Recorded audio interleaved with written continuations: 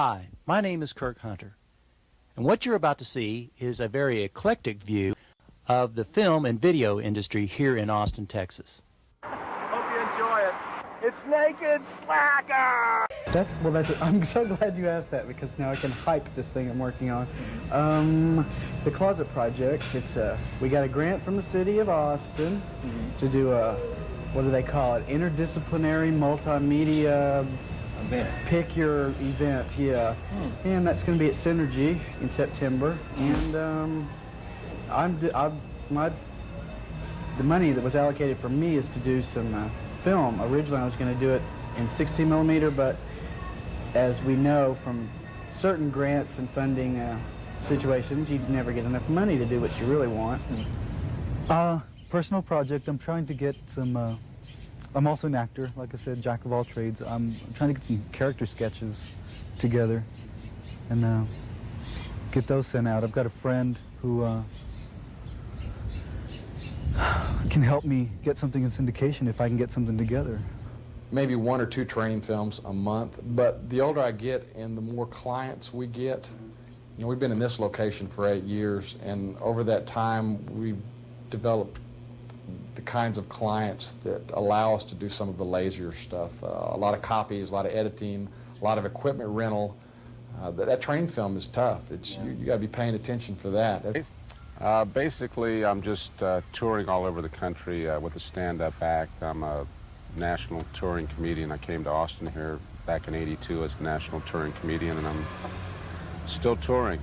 We just finished a big Miller Lite beer campaign where we interviewed 350 people over a matter of 4 days, and kind of slice of life kind of thing.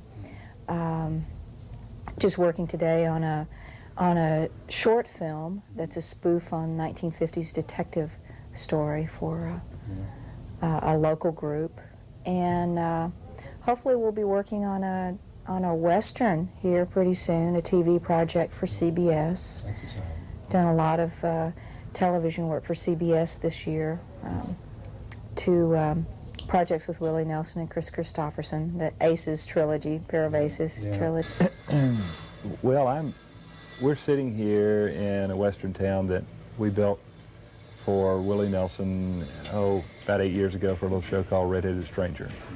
And we've since used it in Lonesome Dove, and it was used in Ballad of the Sad Cafe. Presently, we're remodeling it for a pilot that we're going to do for a series on CBS called Ned Blessing.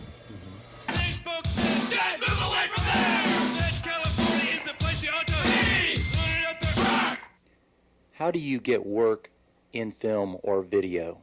Basically, you have to kind of use the old adage, you have to be in the stream, and then you kind of run into things. When you're in the video stream, you run into people that need video and work in video, and basically it's word of mouth would be probably the best way to go about it. You run across an act or a group of folks, or, you know, depending on what area your expertise is in, you have to pretty much associate with those type of folks. Well, a lot of people call me. You know, I've been doing it long enough now that people do know that Hank Sinatra does this kind of work. And they know that I'm very cheap. You know, they can pay for the tape and I'm out there. And a few beers, and I'm there. It's got to be good beer, then. It's got to be good beer. None of that Budweiser. Yeah. Yes, none of that canned Budweiser.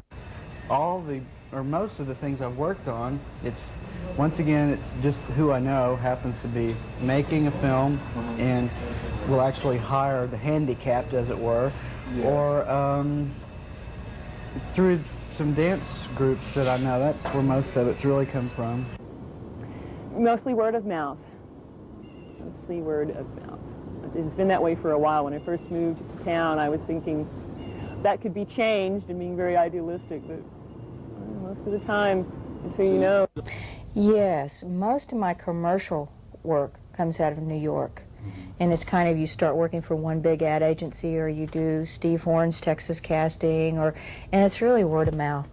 You know, one production company comes to Austin or comes to Texas, and they go back to New York, and they have a friend that's coming to Texas, and they say, who did you use, who's the best, who's good, and then they just call you up, and In fact, just today we got a call from Los Angeles, somebody bidding on a commercial and wanted to know what our rates were, and if we get it, you get it. And get work. I don't know. I don't get work. I don't. For me, filmmaking's not even a job. It's not a career or a job. It's just something that I'm doing. And for the first time, it looks like I should be making money at it. But you know, we'll see. Actually, I think I built a reputation as a storyboard artist. I got pretty well known. People called me from New York, from L.A., and they wanted me to break down scripts and visualize the shots. But most of my connections are self-made, basically. Like when I moved to Austin 2 years ago, I basically just looked in the newspaper and found my leads because I was a company, so I could go out and market myself as a director-producer and walk about as a company that hires freelancers. Well, see, I never actually worked that much. Occasionally I'd do some sound and stuff like this, but it was always my friends that hired me. You know, I knew somebody that said, "Oh, come do this." I said, "Sure." Or, so it wasn't through... It's always buds. That's the only way I've ever gotten a job. Through friends. Through friends, absolutely. Well, I used to work in Hollywood. And when I lived in Hollywood, it was a real question of calling people up and who you know. The film industry, I think no matter where. I've lived in Boston. I lived in Albuquerque, New Mexico. I lived in Los Angeles. And I've done film work in all those places. And in order to get hired in whatever small capacity you may get hired on as part of a crew, you really have to bug people they have to get to know who you are, and you need to find out who's doing what in your field, and if you don't, you're not going to get anywhere. We have a very extensive sales and marketing organization is the way we do it. We have a rep in Chicago, full-time rep in Dallas, another full-time rep in New York. We have a full-time salesperson here in Austin who does nothing but sell for Full Spectrum. We have another full-time salesperson who does nothing but sell for MetroPost. And that's the way that we get work. It's pretty much the only way to get work, in my opinion. If you have an operation of some size and you have to have a certain amount of volume of work flowing through it. Well, we market. We have a very small advertising budget right now, but we do advertise and we market. We go out there a couple of times a year.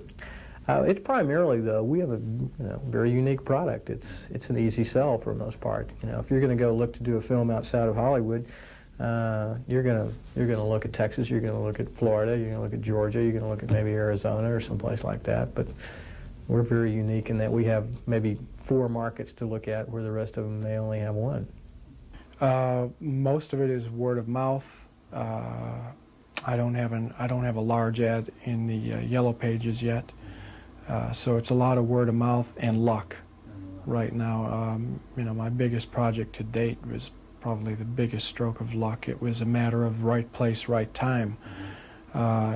Being a one-man band, it's kind of hard to you know, be the director, producer, editor, and marketing manager, and all of that stuff. So, you know, take what I can get right now. And well, you have to have an agent, and you have to market yourself quite a bit. You have to work through the casting directors and get to know them, and have Dallas, Houston, San Antonio, and Austin agents. But you have to have in Texas. You have to travel quite a bit if you're going to work as an actress. I drive in my car a lot. I've been pretty lucky with that stuff. You know, I guess I have a reputation or something, because people call me, you know, and I actually make a living with this stuff, kind of, sometimes. Do you have an agent? Oh, I used to. Now I just have a guy that negotiates for me, but, you know, I found that I was getting my own job, so I threw that off.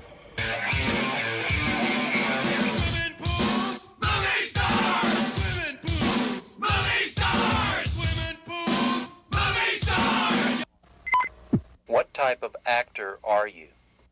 I'm a feature character actor. Mainly play bad guys, homicidal maniacs, disturbed cops, stuff like that. Murderers, rapists, kidnappers. I'm a character actress. I change my look a lot, and I'm like a chameleon. I look different on every film I've been on, just about. Yeah, I'm a character actress, and I'm a comedic actress. I some do some better than others, yeah. I mean, Depends on what kind of, point of view. What do you consider a character to be? I can play characters. Would you rather play character films? Well, they're all character parts. Yeah, in the industry lingo, there's the character parts, and that's everything that isn't a star.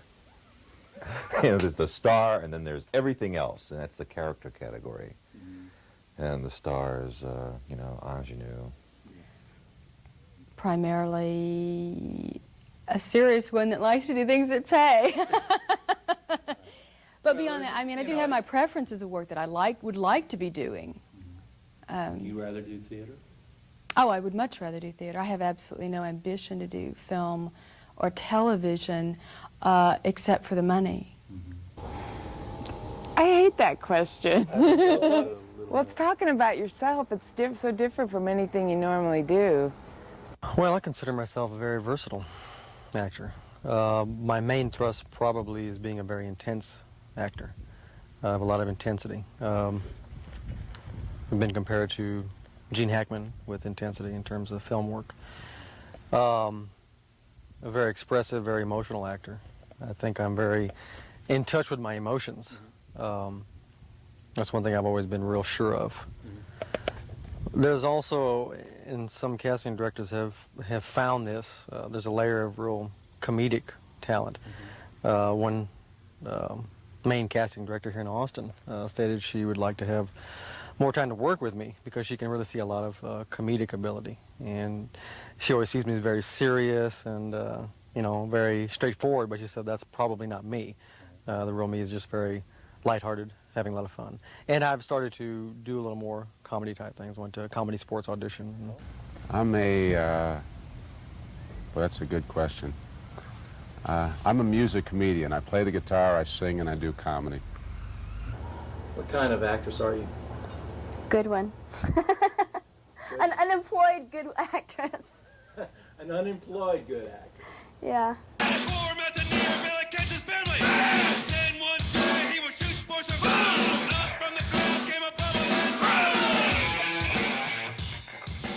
What is your opinion of the film and video industry here in Austin? Is there an industry? Well, yeah. If there is one. Yeah, if there is an Austin film and video industry. I don't know, not really the industry so much as, we're not churning out a product for local consumption necessarily. It worked out that way with the film, we made here is playing at a theater right here in town, so I guess it's industry related. There's the money's going around or whatever. But as far as the industry, I don't know. I think that's mostly commercials and industrials, things like that. So yeah, indirectly, it's equipment, and we're all in there together. So sure. But you've worked with some of the people that do. Oh, certainly. Yeah, a lot of the crew on Slacker works, on that, which is good. That's why it's very important that exists, that there is that community, just to keep people employed or keep their rent paid and things. Yeah. Pay the bill. Whether or not it's what they ultimately want to be doing, it's good to have those options while they're in between other projects, or maybe something they feel a little more feel that they would like to be doing, content-wise.